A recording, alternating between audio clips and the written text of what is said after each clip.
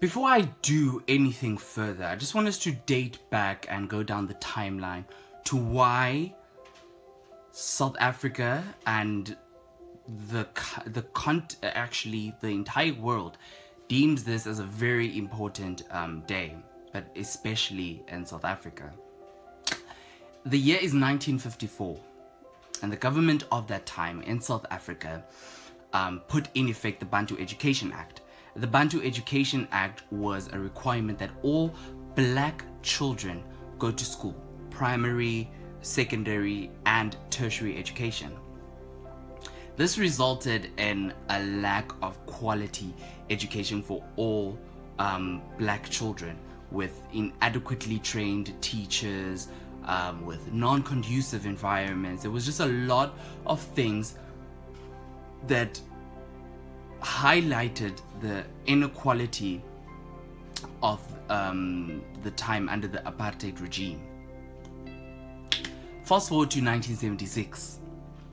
The government of that time comes back to announce that Afrikaans be the primary spoken and taught language in all schools. Black people were like, we're not having that. Not today. Led by Antoinette Sithole and 20,000 plus students who marched, note this word, peacefully, who marched peacefully from their schools, primary, secondary, and tertiary schools, to Orlando Stadium to stand against Afrikaans being the primary spoken and taught language, and to stand against the lack of quality education that they received. They wanted change. And for South Africa, it was a very, very pivotal moment. It was an event that we all will remember. We call it the Soweto uprising. And very, I don't want to say brave, but it was very powerful. And all that changed though. It changed, and I don't want to say random, because while I was reading the articles, they said police officers randomly started shooting. There's no such thing as randomly. You don't just randomly poof a gun. But police officers started shooting. The military and police officers were in that subject. They started shooting those kids to try to tell them to stop whatever they're doing, to stop this protest, because it's not gonna go anywhere.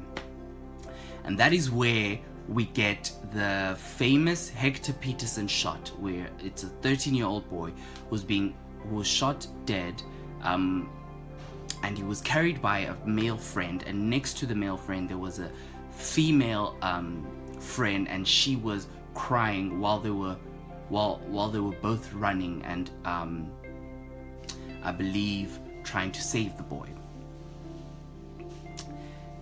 I think it was shot by Time magazine, but it gained a lot of international pressure. UK, USA, you name it. And these brave efforts by these students were recognized. The apartheid system, the international borders started getting a glimpse of what was going on in South Africa, the suffering that was occurring in South Africa. So internationally, they started pressurizing the government of the time that whatever policy that they have put in place, whatever is going on right now that they have put in place, it must be dismantled. It must be cut off. It must disappear. It must be gone, because there cannot be such thing. Fast forward to 1995, when a newly elected democratic government came into place, and finally the change that the 1976 students protested for happened. mind you, between 1976 and 1995, there was that international pressure, there was more protest, there was just a whole lot of pressure from all ends to change what was happening in South Africa at the time.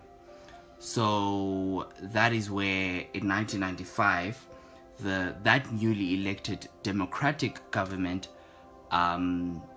announced June 16th as Youth Day to commemorate the 1976 Soweto uprising. And from then onwards, with those changes that they have set place, with the newly elected democratic government, things were meant to start being equal. Yes, and that's where South Africa thought, okay, equality, we gon' get it. It's coming back. It's back where it's rightfully supposed to be. But to this day, we're still battling. Not even battling, we're still fighting fights that should have not even.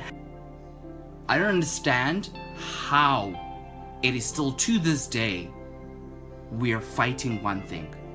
Black Lives Matter movement, femicide in South Africa, xenophobia,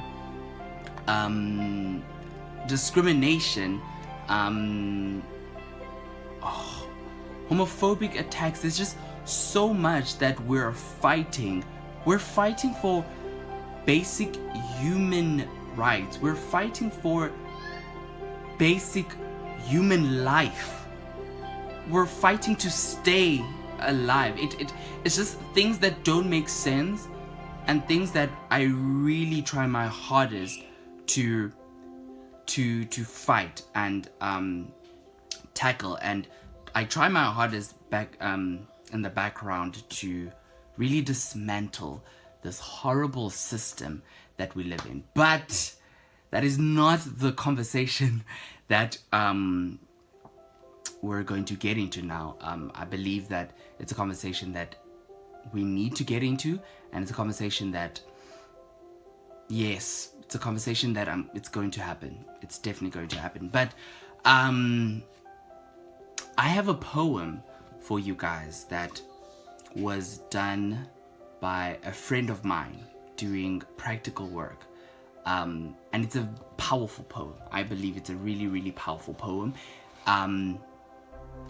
We receive a lot of angry black man, angry black woman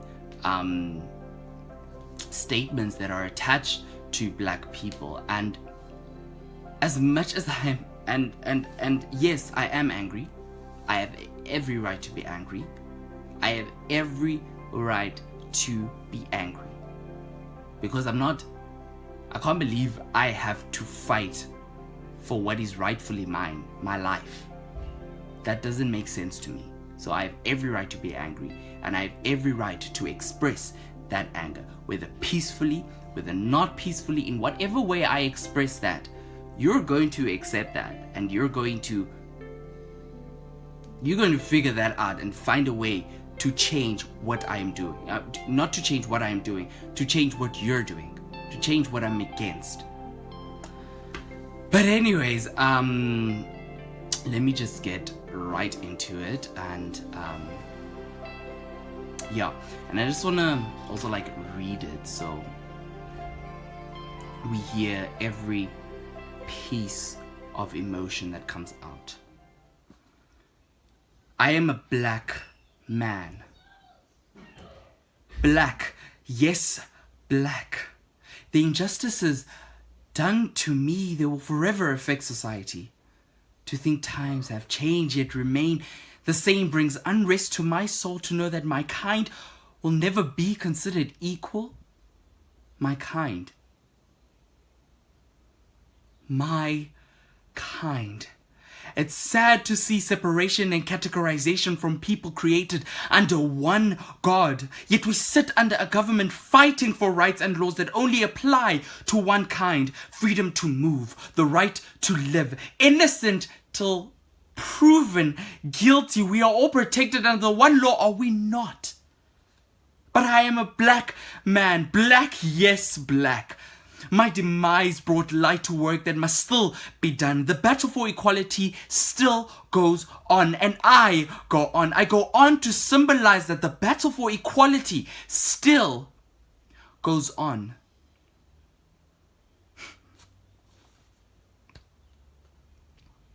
I just really want many of us to take a moment and recognize what is currently happening now, what happened then, and what needs to be done. And I believe that each and every person who's either watching this or who's not watching this, and you who's watching this, I need you to not even educate. This has gone on for 300 years plus. There's no education inside that we need to be doing. But I need you to stand up for what is rightfully yours. I need you to stand against things that are being taken away from you. Basic human rights, basic human life, that is being taken away from you, and I need you to stand against that. I need you to stand in power against that. So as we commemorate this day to all black children, I extend this commemoration to black trans lives, all trans lives, the LGBTQIA plus community, women, Africans as a whole, with xenophobic attacks, and every single thing that is being taken away from people, and black people to be specific also. Thank you very much for coming, for tuning in into another video by Kafta Co. Don't forget to follow us on our social media platforms, Facebook and Instagram. We're not on Twitter yet. Facebook and Instagram at Kafta_Co. As said, subscribe to this YouTube channel, create awareness for the arts, and thank you very much for watching.